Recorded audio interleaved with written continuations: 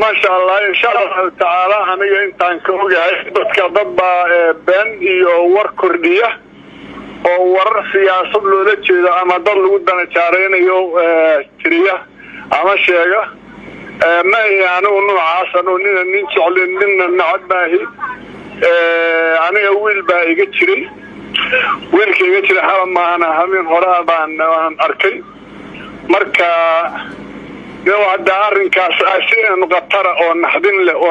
له بعد ما يشاس كسر كرد النفان. محوية مركا. وحوية وحن جمارتي هرتوا دورة الموضوع واحد لوسو كوب كرماها وحوية شيئا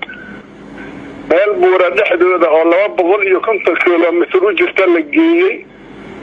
ناس مال حاجي أو عجف يبربرين نيتاي إن ماشي مجال laga dhisayo xaro ciidan laga dhisayo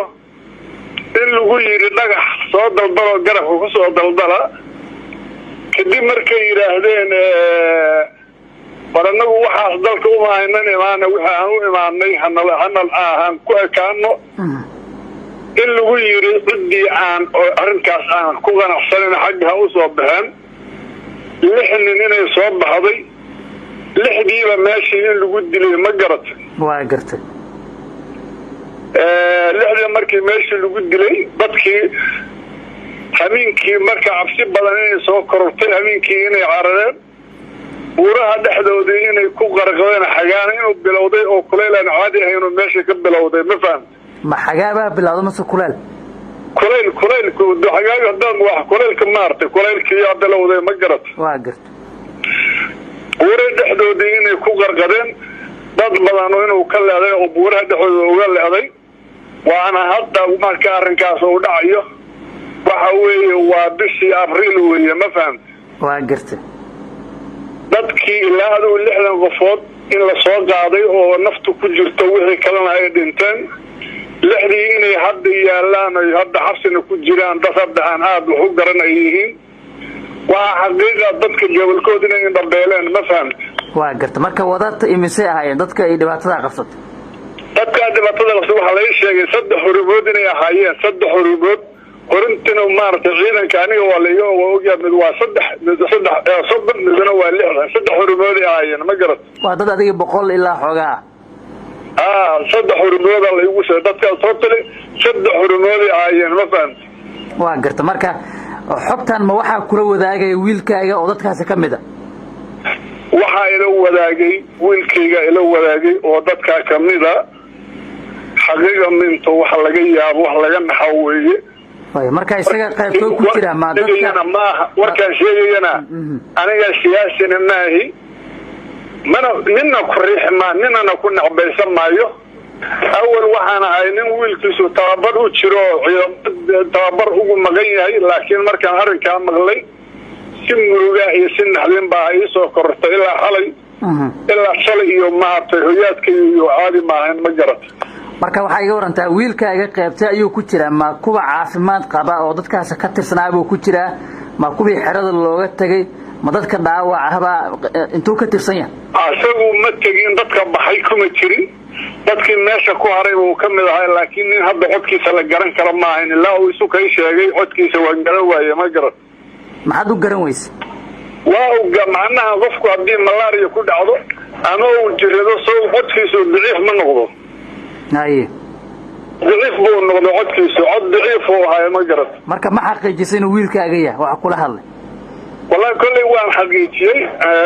نمبر كي أنا مو سنقول أنا ساعة إنه مو قون وسوف راسي أنا واكد بتجي وان كده بتجي مركب ما وحوري كمان تاجنا ما جرت maxaa kaloo dhibaato ayuu ku sheegay marka laga reebo dadka ilaa 100 gaaraya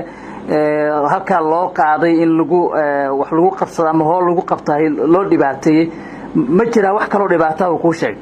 والله دبعتها خرسن هذيك ما جرن كرتا قف اللي يري buura dhexda jooga anfacadiisu yar tahay dhagax garabka ku soo dalba leeyay garabkaas dhagaxa ku guraya haduu diido lagu dilayo ay aan lahayn madaba ma taqaan dhibaatada ka daran aniga ma fahamsani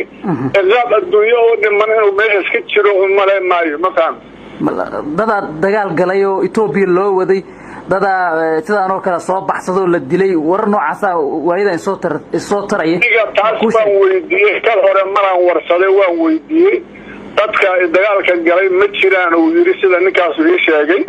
wax hadda halkaas aaday aniga aan ognahay ma ahayn iyadan tira oo uu sheegay yaa jirtay oo total kan hadda waa intaas in iraado diyaar u mihi laakiin ciidan intaas aan hayna nahayo yiri intaas oo meeloodna waan kala joognay laakiin wax tagay oo dagaalka dadka tagay kal hore oo hadda waraysigan ka horreeyay oon arkay oon telefoon ku warsaday oon iswarsanay ma jirin uu sheegay ma garan sababta loo haysto ama ay dalkoodii loogu soo celin laayahay wax maqaala ama warbixin ama ka hayaan oo ma kula wadaageen hadaa weydiis